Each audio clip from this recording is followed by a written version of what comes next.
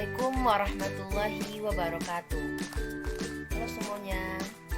Perkenalkan, nama saya Salsa Amanda dengan NIM 201404034. Saya mahasiswi Universitas Islam Negeri Imam Bonjol Padang, Fakultas Tarbiyah dan Keguruan, jurusan Tadris Matematika, kelas 4 MTKB. Nah, pada kali ini saya akan memaparkan sebuah video pembelajaran yang mana bertujuan untuk memenuhi tugas ujian tengah semester mata kuliah evaluasi pembelajaran matematika dengan dosen pembimbing yaitu Ibu Nita Putri Utami MPD. Baiklah, selanjutnya kita masuk pada pembahasan materi.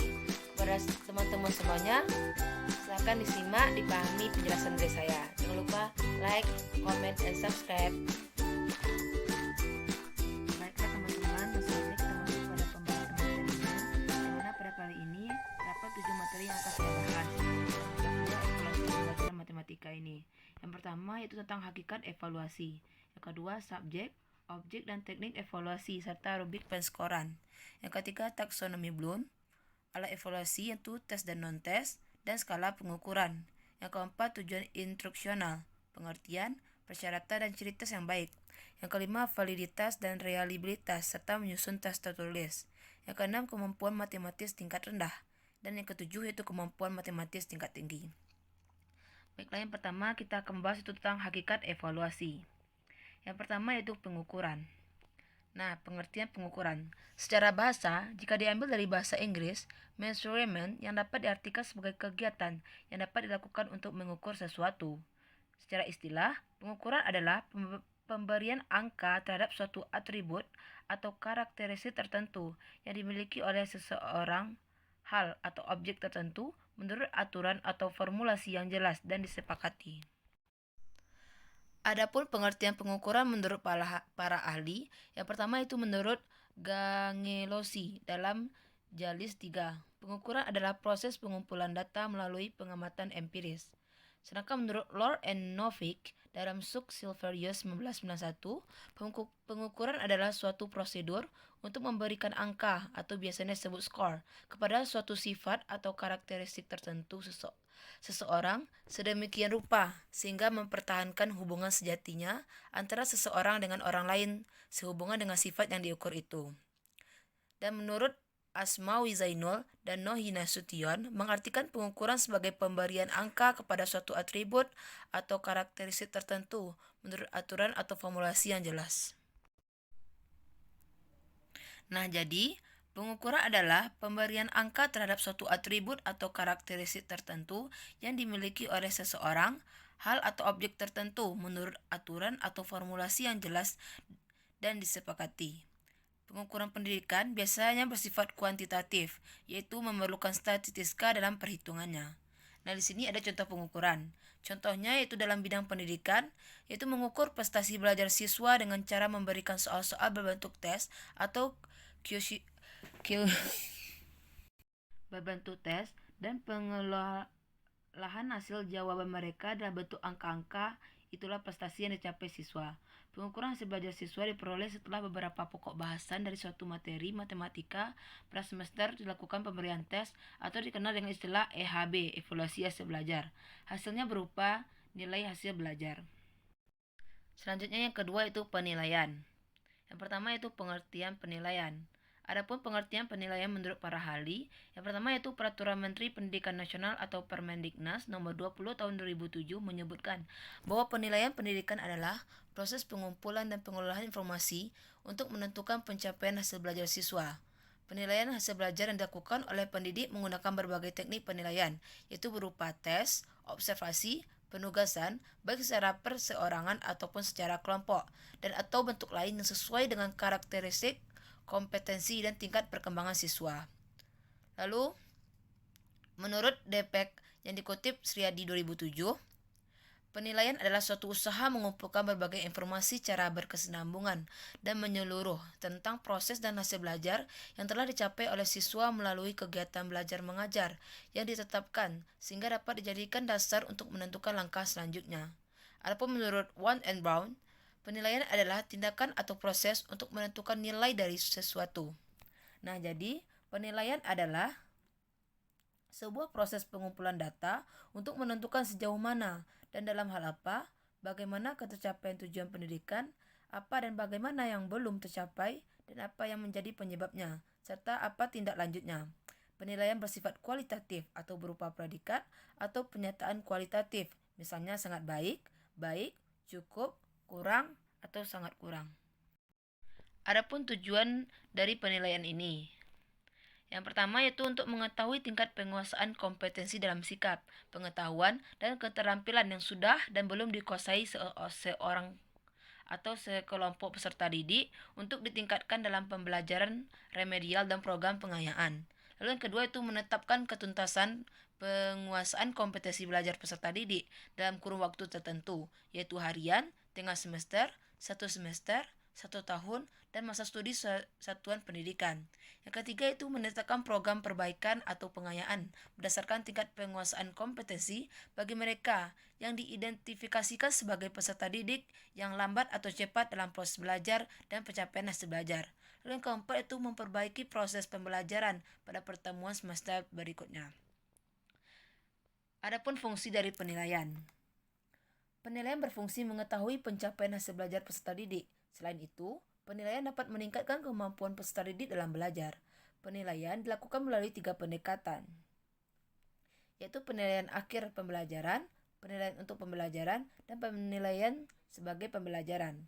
Nah, fungsi dari penilaian meliputi berbagai hal yang spesifik. Di antaranya, yang pertama itu menggambarkan sejauh mana seorang peserta didik telah menguasai suatu kompetensi. Yang kedua, mengevaluasi hasil belajar peserta didik dalam rangka membantu peserta didik memahami kemampuan dirinya, membuat keputusan tentang langkah berikutnya, baik untuk pemilihan program, pengembangan kepribadian maupun untuk penjurusan atau sebagai bimbingan. Lalu yang ketiga itu menemukan kesulitan belajar dan kemungkinan prestasi yang bisa dikembangkan peserta didik dan sebagai alat diagnosis yang membantu peserta didik menentukan apakah seseorang perlu mengikuti remedial atau pengayaan. Lalu yang keempat itu sebagai kontrol bagi pendidik dan satuan pendidikan tentang kemajuan dan perkembangan peserta didik. Selanjutnya itu ciri-ciri penilaian pendidikan. Nah, ciri-ciri penilaian dalam pendidikan antara lain adalah sebagai berikut. Ciri yang pertama, yaitu bahwa penilaian dilakukan secara tidak langsung. Dalam contoh ini, akan mengukur kepandaian melalui ukuran kemampuan menyelesaikan soal-soal. Ciri kedua, dari penilaian pendidikan, yaitu penggunaan ukuran kuantitatif. Penilaian pendidikan bersifat kuantitatif, artinya menggunakan simbol bilangan sebagai hasil pertama pengukuran. Ciri yang ketiga, yaitu bahwa penilaian pendidikan menggunakan unit-unit atau satuan-satuan yang tetap, karena IQ 105 termasuk anak normal.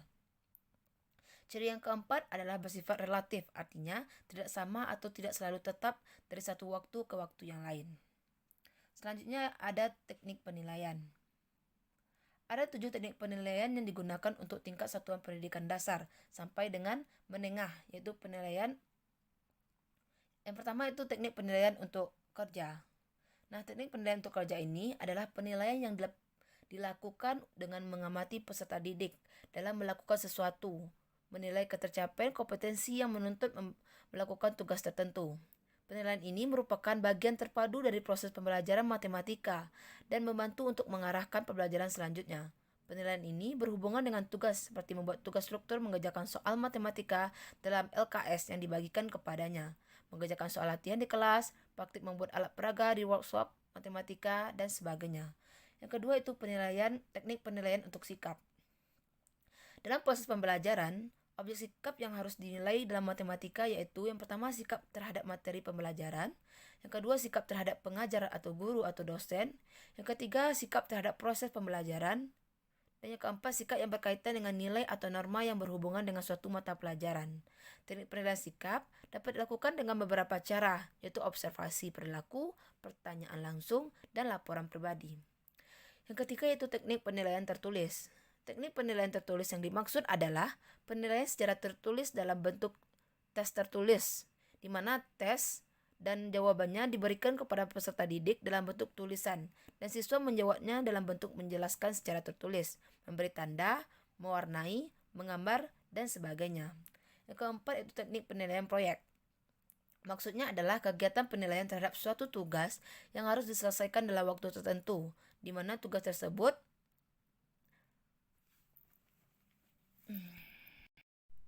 dalam bentuk investigasi sejak dari perencanaan, pengumpulan data pengorganisasian, dan pengolahan data, serta penyajian data. Yang kelima itu teknik penilaian produk. Teknik penilaian portofolio, teknik penilaian produk adalah penilaian terhadap proses pembuatan dan kualitas terhadap suatu produk yang meliputi penilaian kemampuan peserta didik, membuat produk teknologi dan seni, serta pembuatan VCD, program dan VCD interaktif, bidang studi matematika atau pembuatan media macam-macam bangun ruang dari bahan karton atau triplex. Yang keenam yaitu teknik penggunaan portofolio. Maksudnya adalah penilaian berkelanjutan berdasarkan pada kemampuan informasi yang menunjukkan perkembangan kemampuan peserta didik dalam satu periode tertentu. Yang ketujuh yaitu teknik penilaian diri. Maksudnya itu teknik penilaian yang melibatkan peserta didik untuk menilai dirinya sendiri berkaitan dengan status, proses, dan tingkat pencapaian kompetensi yang dipelajarinya.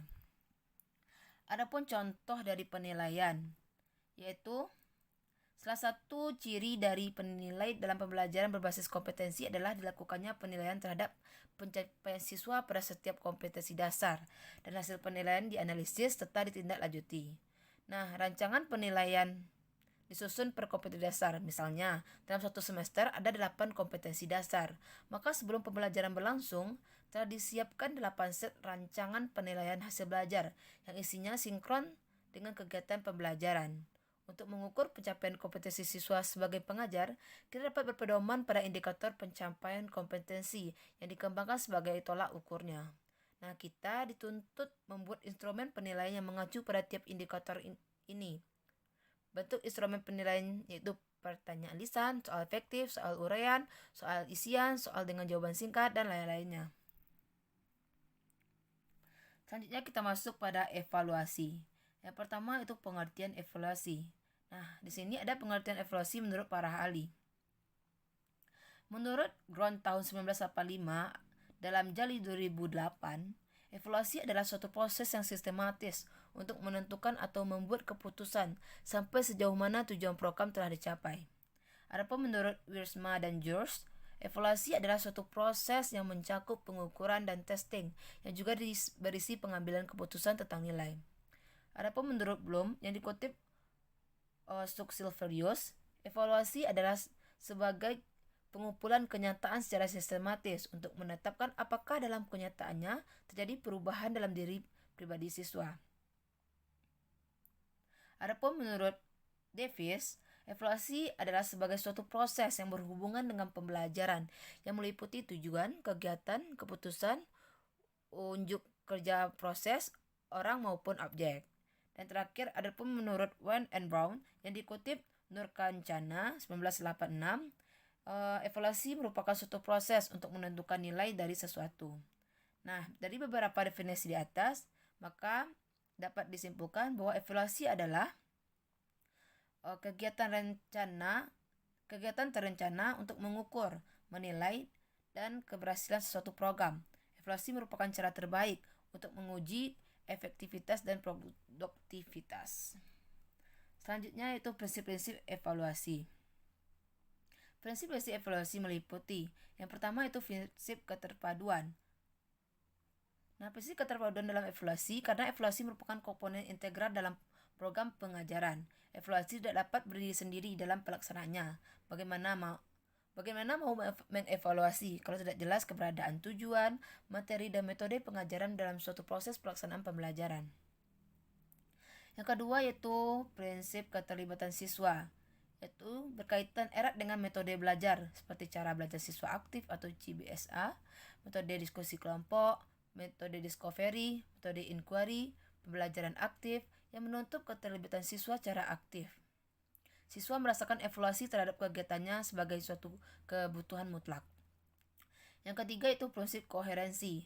Yang dimaksud adalah evaluasi harus berkaitan dengan materi pembelajaran yang sudah disajikan dan sesuai dengan ranah kemampuan yang hendak diukur. Yang keempat itu dari sisi pedagogis, evaluasi juga perlu diterapkan sebagai upaya perbaikan sikap dan tingkah laku siswa. Dan yang kelima itu akuntabilitas, yang mana sejauh mana keberhasilan program pembelajaran perlu disampaikan kepada pihak-pihak yang berkepentingan dengan pendidikan sebagai laporan pertanggungjawaban. Selanjutnya itu fungsi evaluasi. Yang pertama itu selektif. Evaluasi dalam bentuk tes matematika berfungsi menyeleksi antara siapa yang pintar, kurang pintar, dan kepintarannya di atas rata-rata. Kita dapat menyeleksi kelompok siswa yang akan kita kirim, misalnya mengikuti Olimpiade Matematika. Yang kedua yaitu fungsi diagnostik, yaitu mengetahui kesulitan siswa dalam belajar terhadap materi tertentu, sehingga mengetahui beberapa indikator yang dikuasainya dan yang tidak dikuasainya. Tes diagnosis ini bertujuan untuk mendiagnosis kesulitan belajar siswa untuk mengupayakan perbaikannya. Yang ketiga yaitu fungsi penempatan. Fungsi evaluasi sebagai penempatan yang dimaksud adalah dengan memberikan tes, kita dapat menentukan dan menempatkan siswa dalam keunggulannya pada bidang tertentu. Nah, tes jenis ini disajikan pada awal tahun pelajaran untuk mengukur kesiapan dan mengetahui tingkat pengetahuan yang telah dicapai sehubungan dengan pembelajaran yang akan disajikan. Yang keempat yaitu pengukuran keberhasilan. Fungsi evaluasi sebagai pengukuran keberhasilan tidak hanya bermakna bagi siswa, tetapi juga bagi guru atau dosen. Bila evaluasi matematika yang diberikan rata-rata mendapatkan nilai B, maka kita sebagai pendidik dikatakan telah berhasil mendidik mereka. Evaluasi berfungsi sebagai pengukuran keberhasilan. Berarti sifat evaluasi itu dapat dibedakan antara siswa yang pintar dan yang tidak pintar, di mana sifat itu berhubungan dengan berhasil atau tidak berhasil. Lalu yang kelima yaitu tes formatif. Tes ini disajikan di tengah program pembelajaran untuk memantau atau memonitor kemajuan belajar siswa demi memberikan umpan balik baik kepada siswa maupun kepada guru. Berdasarkan hasil tes itu, guru dan siswa dapat mengetahui apa yang masih perlu dijelaskan kembali agar materi pembelajaran itu dapat dikuasai lebih baik. Lalu yang keenam yaitu tes sumatif. Tes ini biasanya diberikan pada akhir tahun ajaran atau akhir satuan pendidikan. Meskipun maknanya telah diperluas untuk dipakai pada tes akhir semester. Tes ini dimaksudkan untuk memberikan nilai yang menjadi dasar penentuan kelulusan atau pemberian sertifikat bagi yang telah menyelesaikan pembelajaran dengan hasil yang baik. Selanjutnya itu tujuan evaluasi pembelajaran. Yang pertama itu mendeskripsikan kemampuan belajar siswa, yang mana nilai dan pengukuran yang diperoleh dari siswa dapat untuk menguraikan kemampuan siswa dengan kategori berkemampuan tinggi, sedang, dan rendah selama proses pembelajaran. Yang kedua itu mengetahui tingkat keberhasilan proses pembelajaran, yang mana dengan evaluasi dapat diketahui berhasil atau tidaknya proses-proses pembelajaran matematika. Yang ketiga itu menentukan tindak lanjut hasil penilaian. Tindak lanjut hasil penilaiannya itu adanya program pengayaan bagi peserta didik yang mempunyai prestasi tinggi atau baik dan dilakukan program remedial bagi mereka yang belum tuntas dalam menguasai materi. Yang keempat itu memberikan pertanggungjawaban, mana evaluasi pembelajaran yang diberikan kepada siswa bertujuan sebagai pertanggungjawaban guru kepada sekolah, orang tua, siswa dalam pelaksanaan selama ini pada proses pembelajaran. Selanjutnya itu manfaat evaluasi. Adapun manfaat evaluasi, yang pertama itu manfaat evaluasi bagi siswa. Manfaat evaluasi bagi siswa itu memberikan informasi seberapa jauh ia telah menguasai bahan pembelajaran yang telah disajikan guru. Dengan informasi itu, siswa dapat mengambil langkah-langkah yang sesuai. Terdapat dua kemungkinan bagi siswa untuk mengambil sikap dan langkah-langkah yang sesuai itu, yakni terhadap hasil evaluasi yang tidak memuaskan dan hasil evaluasi yang memuaskan. Yang kedua itu manfaat evaluasi bagi guru, yaitu terdapat petunjuk mengenai keadaan siswa, kondisi materi pembelajaran yang telah diberikan, dan kelemahan atau keunggulan metodologi pembelajaran yang diterapkan. Karena hasil yang diperoleh dari evaluasi itu adalah hasil yang dicapai setiap siswa, maka hasil evaluasi tersebut memberikan informasi kepada guru tentang kemajuan belajar siswa. Berikut terletak pada kesulitan belajar yang dialami siswa. Selanjutnya itu manfaat evaluasi bagi pembimbing atau penyuluh sekolah atau supervisor adalah untuk mengintrospeksi diri seberapa jauh kondisi belajar yang difasilitasi sekolah, membantu terselenggaranya pembelajaran yang baik. Kondisi belajar meliputi situasi sekolah seperti nyaman, tidak ada gangguan kendaraan, dan sebagainya. Dan juga kondisi dari faktor-faktor yang berhubungan dengan siswa seperti pendidikan guru, dedikasi guru, acuh atau tidak acuhnya orang tua terhadap fasilitas yang menunjang pembelajaran. Lalu yang keempat itu manfaat evaluasi bagi orang tua, yaitu untuk mengetahui tingkat kemajuan putra-putrinya di sekolah. Ada buku rapor sebagai bentuk atau wujud hasil evaluasi pembelajaran daripada siswa. pada tingkat semester masih dapat diperbaiki bila ada angka-angka yang kurang untuk diperbaiki pada semester berikutnya sampai menjelang naik kelas. Baiklah, kita masuk pada materi yang kedua, yaitu tentang subjek, objek, dan teknik evaluasi serta rubrik penskoran. Yang pertama yaitu subjek evaluasi. Subjek evaluasi adalah orang yang melakukan penilaian. Subjek atau pelaku evaluasi pendidikan ialah orang yang melakukan pekerjaan evaluasi dalam bidang pendidikan. Nah, jadi subjek evaluasi pendidikan itu adalah berbeda-beda orangnya. Siapa yang dapat disebut sebagai subjek evaluasi untuk setiap tes ditentukan oleh suatu aturan pembagian tugas atau ketentuan yang berlaku. Contohnya yaitu untuk melaksanakan evaluasi tentang prestasi belajar atau pencapaian, maka sebagai subjek evaluasi adalah guru. Selanjutnya, untuk melaksanakan evaluasi sikap yang menggunakan sebuah skala, maka sebagai subjeknya dapat meminta petugas yang ditunjuk dengan didahului oleh suatu latihan melaksanakan evaluasi tersebut. Lalu untuk melaksanakan evaluasi terhadap kepribadian di mana menggunakan sebuah alat ukur yang sudah distandarisasikan, maka subjeknya adalah ahli-ahli psikologi. Selanjutnya, adapun cara-cara menjadi subjek evaluasi. Yang pertama yaitu mereka harus memiliki kemampuan untuk melaksanakan evaluasi yang didukung oleh teori dan keterampilan praktik. Yang kedua itu cermat, dapat melihat celah-celah dan detail dari program serta bagian program yang akan dievaluasi. Yang ketiga itu objektif, tidak mudah dipengaruhi oleh keinginan pribadi, agar dapat mengumpulkan data sesuai keadaannya, selanjutnya dapat mengambil kesimpulan sebagaimana diatur oleh ketentuan yang harus diikuti. Lalu yang keempat itu sabar dan tekun, yaitu agar di dalam melaksanakan tugas dimulai dari membuat rancangan kegiatan dalam bentuk menyusun proposal, menyusun instrumen, mengumpulkan data, dan menyusun laporan, tidak gegabah dan tergesa-gesa. Lalu yang kelima itu hati-hati dan bertanggung jawab, yaitu melakukan pekerjaan evaluasi dengan penuh pertimbangan. Namun apabila masih ada kekeliruan, yang diperbuat berani menanggung risiko atas segala kesalahannya.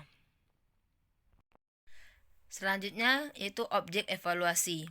Objek atau sasaran evaluasi pembelajaran adalah segala sesuatu yang menjadi titik pusat pengamatan, karena evaluator menginginkan informasi tentang sesuatu tersebut. Jika dikaitkan dengan pembelajaran, maka objek evaluasi adalah anak didik. Jika dikaitkan dengan pengajaran, maka objek evaluasi adalah para pendidik. Nah, objek penilaian tersebut dibagi menjadi 3 ranah, yaitu kognitif, afektif, dan psikomotor. Yang pertama itu ranah kognitif, itu ranah mencakup kegiatan mental atau otak.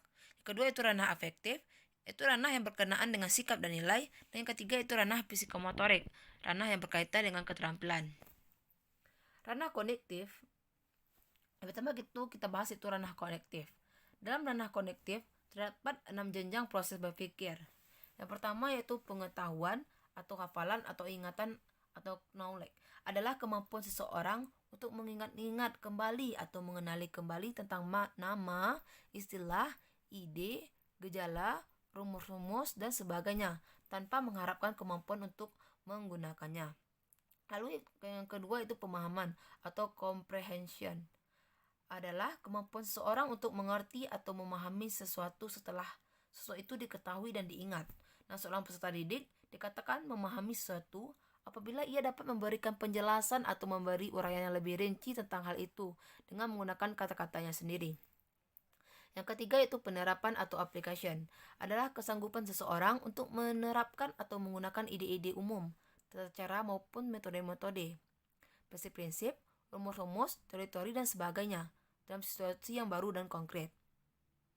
Lalu yang keempat yaitu analisis, adalah kemampuan seseorang untuk merinci atau menguraikan suatu bahan atau keadaan menurut bagian-bagian yang lebih kecil dan mampu memahami hubungan di antara bagian-bagian atau faktor-faktor yang satu dengan faktor-faktor yang lainnya. Yang kelima yaitu sintesis, adalah suatu proses yang memadukan bagian-bagian atau unsur-unsur secara logis sehingga menjelma menjadi suatu pola yang berstruktur atau berbentuk pola baru. Yang keenam yaitu penilaian atau penghargaan atau evaluation, merupakan kemampuan seseorang untuk membuat pertimbangan terhadap suatu situasi, nilai, atau ide. Nah, ketika seseorang dihadapkan pada beberapa pilihan, maka orang tersebut akan mampu memilih atau pilihan yang terbaik. Selanjutnya yaitu kita bahas ranah afektif. Nah, tipe hasil belajar siswa tampak pada tingkah laku seperti perhatiannya terhadap pelajaran, disiplin, motivasi belajar, menghargai guru dan teman sekelas, kebiasaan belajar, dan hubungan sosial. Nah, kondisi afektif dapat diperoleh dengan melalui angket, inventarisir, atau pengamatan yang sistematik dan berkelanjutan. Nah, sistematik yang dimaksud itu pengamatan mengikuti suatu prosedur tertentu, sedangkan berkelanjutan adalah pengukuran dan penilaian dilakukan secara terus-menerus. Menurut Cradwell dan kawan-kawan, ranah afektif dibagi menjadi 5 jenjang. Yang pertama yaitu penerimaan atau menaruh perhatian, yaitu kesediaan menerima rangsangan dengan memberikan perhatian kepada rangsangannya yang datang kepadanya. Penerimaan juga bisa diartikan sebagai kemampuan untuk memperhatikan suatu kegiatan atau objek. Rangsangan yang datang kepada peserta didik dapat berupa masalah, situasi, gejala, dan lain-lain. Yang kedua yaitu menanggapi atau responding, adalah kemampuan yang dimiliki seseorang untuk mengikutsertakan dirinya secara aktif dalam fenomena tertentu dan membuat reaksi terhadapnya dengan salah satu cara. Hal ini mencakup ketepatan reaksi, perasaan, kepuasan dalam menjawab stimulus dari luar yang datang kepada dirinya. Yang ketiga yaitu menilai atau viewing atau menghargai, adalah memberikan nilai atau penghargaan terhadap suatu kegiatan atau objek, sehingga apabila kegiatan itu tidak dikerjakan, dirasakan akan membawa kerugian atau penyesalan. Peserta didik tidak hanya mau menerima nilai yang diajarkan, tapi mereka telah mampu untuk menilai nama yang baik dan buruk. Yang keempat itu mengorganisasikan atau mengatur atau organizing, yaitu mempertemukan perbedaan nilai sehingga terbentuk nilai baru yang lebih universal, yang membawa kepada perbaikan umum. Ini merupakan pengembangan dari nilai ke dalam satu sistem organisasi, termasuk dalamnya berhubungan satu nilai dengan nilai lainnya, pemantapan dan prioritas nilai yang telah dimilikinya. Yang termasuk dalam organisasi adalah konsep tentang nilai organisasi sistem nilai. Lalu yang kelima yaitu karakterisasi, adalah menjadikan nilai-nilai yang diorganisasikan untuk tidak hanya menjadi pedoman perilaku, tetapi juga menjadi bagian dari pribadi dalam perilaku sehari-hari. Jadi karakterisasi merupakan keterpaduan semua sistem nilai yang telah dimiliki seseorang yang mempengaruhi pola kepribadian dan tingkah laku. Selanjutnya itu ranah psikomotor. Nah, ranah psikomotor ini adalah ranah yang berkaitan dengan keterampilan atau skill atau kemampuan bertindak setelah seseorang menerima pengalaman belajar tertentu. Nah, hasil belajar psikomotor ini tampak dalam bentuk keterampilan atau skill dan kemampuan bertindak individu. Ada 6 tingkatan keterampilan diantaranya. Yang pertama itu gerakan refleks atau keterampilan pada gerakan yang tidak sadar. Yang kedua itu keterampilan pada gerakan-gerakan dasar. Ketiga itu kemampuan perseptual, termasuk di dalamnya membedakan visual, auditif, motoris, dan lain-lain. Yang keempat itu kemampuan di bidang fisik, misalnya kekuatan, keharmonisan, dan ketepatan. Yang kelima itu gerakan-gerakan skill, mulai dari keterampilan sederhana sampai pada keterampilan yang kompleks. Yang keenam itu kemampuan yang berkenaan dengan komunikasi non-dekursif, seperti gerakan ekspresif dan interpretatif. Selanjutnya kita bahas tentang teknik evaluasi, yang mana nantinya ada ranah kognitif, afektif, dan psikomotorik. Teknik evaluasi hasil belajar terkandung arti alat evaluasi hasil belajar. Nah, secara garis besar ada 2 kelompok teknik evaluasi yang dapat digunakan oleh seseorang guru dalam usahanya mencari informasi yang diperlukan. Kedua kelompok tersebut yaitu tes dan non-tes. Pertama, teknik evaluasi menggunakan cara tes, yang di dalamnya berupa satu set atau lebih item pertanyaan atau pernyataan yang relevan dengan tujuan tes yang digunakan oleh seorang guru. Yang kedua itu teknik evaluasi yang juga banyak digunakan dalam kelas, adalah teknik evaluasi melalui non-tes. Teknik tes adalah suatu alat atau prosedur yang sistematis dan objektif untuk memperoleh data-data atau keterangan-keterangan yang diinginkan seseorang dengan cara yang boleh dikaitkan dengan cepat dan tepat. Nah, sebagai alat evaluasi hasil belajar, tes minimal mempunyai fungsi, yaitu yang pertama untuk mengukur tingkat penguasaan terhadap seperangkat materi atau tingkat pencapaian terhadap seperangkat tujuan tertentu. Yang kedua itu untuk menentukan kedudukan atau perangkat siswa dalam kelompok tentang penguasaan materi atau pencapaian tujuan pembelajaran tertentu. Nah, jika ditinjau dari bentuk kegunaannya, maka tes dapat dibedakan menjadi 4, yaitu tes penempatan, tes diagnostik, tes formatif, dan tes sumatif. Nah, selanjutnya itu teknik non-tes. Anas Sudijono membagi teknik evaluasi non-tes dalam 4 macam, yaitu pengamatan, wawancara, angket, dan pemeriksaan dokumen. Sedangkan Zainal Arifin membagi teknik non-tes ke dalam 10 macam, yaitu observasi, wawancara, skala, sikap, daftar cek, skala penilaian, angket, studi kasus, catatan insidental, sosiometri, inventory kepribadian. Nah, aspek kognitif yaitu dengan tes tertulis, tes lisan, dan penugasan dalam menggunakan instrumen penilaian pilihan ganda dan uraian. Sedangkan aspek afektif itu dengan menggunakan teknik observasi, dan aspek psikomotorik itu dengan menggunakan teknik praktik dan portofolio. Selanjutnya kita bahas tentang rubrik penskoran. Nah, rubrik ini merupakan panduan penilaian yang menggambarkan kriteria yang diinginkan guru dalam menilai atau memberikan tingkatan dari hasil pekerjaan siswa. Rubrik perlu membuat daftar karakteristik yang diinginkan yang perlu ditunjukkan kepada suatu pekerjaan siswa, disertai dengan panduan untuk mengevaluasi masing-masing karakteristik tersebut. Adapun tujuan penilaian rubrik, yakni siswa diharapkan secara jelas memahami dasar penilaian yang akan digunakan untuk mengukur suatu kinerja siswa, serta rubrik diharapkan dapat menjadi pendorong atau motivator bagi siswa dalam proses pembelajaran. Adapun macam-macam dari penilaian rubrik. Yang pertama itu jangkar penampilan, konsisten dan fokus. Nah, menandai salah satu tugas dari sekian tumpukan tugas yang banyak sebagai salah satu cara untuk fokus pada pekerjaannya. Beberapa orang menggunakan trik dengan menempelkan permen karet pada setiap satu tugas yang telah diselesaikan dari sekian jumlah tugas yang telah disusun atau ditumpuk. Nah, melalui rubrik kita bisa memfokuskan perhatian pada tugas yang kita pikirkan sebagai tugas terbaik atau terburuk. Lalu yang kedua itu menyokong feedback yang detail dan formatif. Dalam rubrik kita bisa melakukan pekerjaan lebih cepat karena tidak perlu dengan menuliskan catatan-catatan ekstensif pada setiap makalah tugas, karena hanya dengan mencentang dan membuat lingkaran pada rubrik atau menuliskan 1 atau 2 kata pada rubrik panduan penilaian. Nah, kunci dari penilaian rubrik adalah cek, lingkaran dan kata-kata terpilih, memudahkan dan mempercepat proses penilaian sambil tetap memberikan feedback yang detail dan formatif. Nah, pilihan-pilihan itu tergantung jenis rubrik yang dipakai, seperti rubrik 3-5 level menggunakan kotak untuk dicentang, rubrik 3-5 level menggunakan lingkaran pada teks atau lingkaran, dan rubrik panduan penilaian yang feedbacknya naratif. Rubrik 3-5 level menggunakan kotak untuk dicentang dalam proses pembuatannya membutuhkan waktu yang banyak, tetapi membutuhkan waktu sedikit dalam penggunaannya. Rubrik 3-5 level menggunakan kotak untuk dicentang merupakan rubrik yang dianggap paling tepat untuk menilai. Sesuatu yang membutuhkan feedback detail dan kecepatan presentasi oral, rubrik 3-5 level sangat menghemat waktu dalam penilaiannya. Yang pertama itu feedback yang fleksibel dan individual. Lalu yang kedua, menampilkan feedback sumatif atau menetapkan nilai.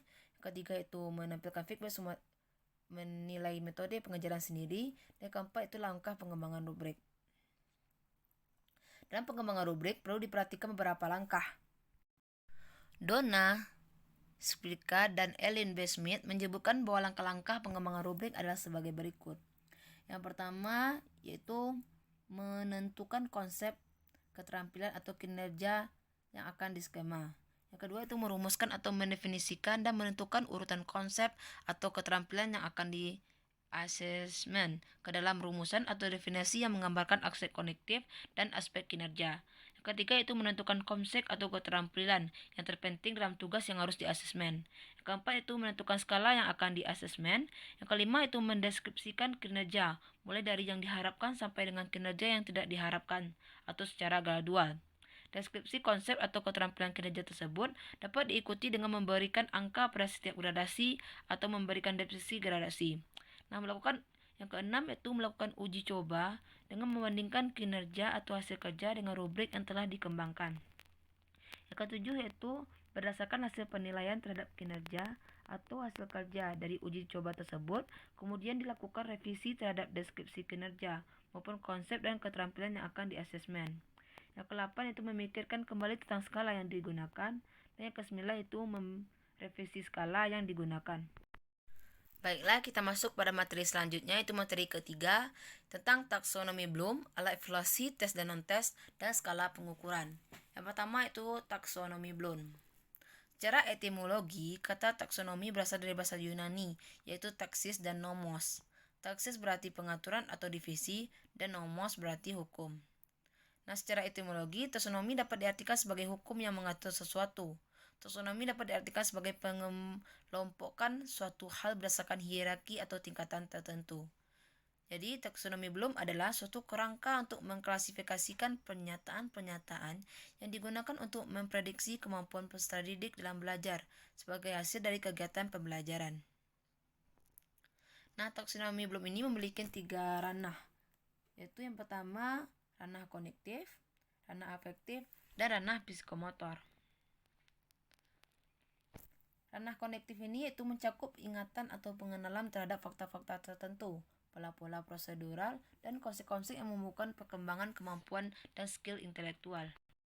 Nah, menurut Andreson dan Caldwell, dimensi proses konektif ini terdiri atas beberapa tingkat, yaitu yang pertama mengingat atau C1 adalah kemampuan memperoleh kembali pengetahuan yang relevan dari memori jangka panjang. Lalu C2 itu memahami adalah kemampuan merumuskan makna dari pesan pembelajaran dan mampu mengkomunikasikan dalam bentuk tulisan maupun grafik. Lalu C3 menerapkan adalah kemampuan untuk menggunakan prosedur untuk menyelesaikan masalah. C4 menganalisis meliputi kemampuan untuk mencegah suatu kesatuan menjadi bagian-bagian dan menentukan bagaimana bagian-bagian tersebut dihubungkan satu dengan yang lainnya atau bagian tersebut dengan keseluruhannya. Lalu C5 itu menilai, evaluasi mencakup kemampuan untuk membentuk suatu pendapat mengenai sesuatu atau beberapa hal bersama dengan pertanggungjawaban pendapat itu yang berdasar kriteria tertentu. Lalu C6 yaitu berkreasi atau mencipta. Create didefinisikan sebagai menggeneralisasi ide baru, produk atau cara pandang yang baru dari suatu kejadian.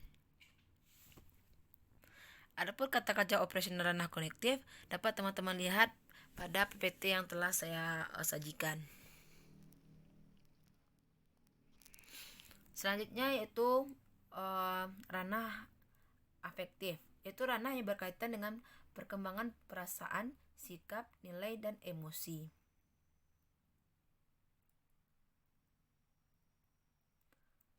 Taksonomi Bloom ranah afektif ini mencakup 5 hal, yaitu yang A1 itu penerimaan, kemampuan memperhatikan dan memberikan respon. A2 responsif, yaitu satu tingkat di atas penerimaan.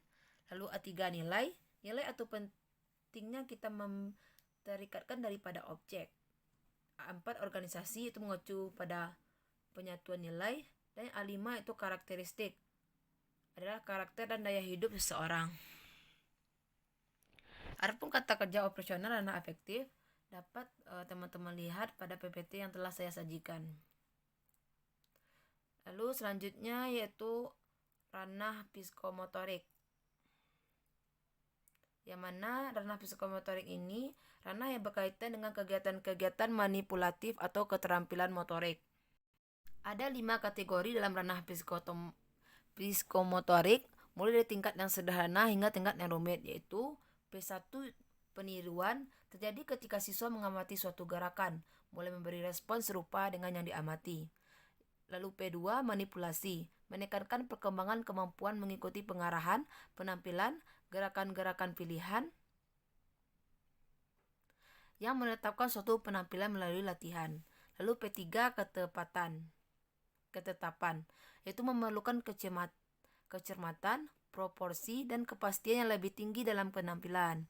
Lalu P4 itu artikulasi, menekankan koordinasi suatu rangkaian gerakan dengan membuat urutan yang tepat dan mencapai yang diharapkan atau konsistensi internal di antara gerakan-gerakan yang berbeda. Dan P5 itu pengalamiahan, menurut tingkah laku yang ditampilkan dengan paling sedikit mengeluarkan energi fisik maupun psikis.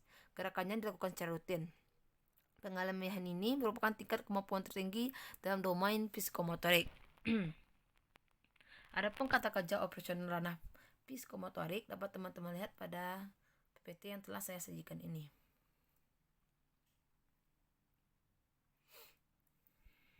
Selanjutnya itu tentang alat evaluasi.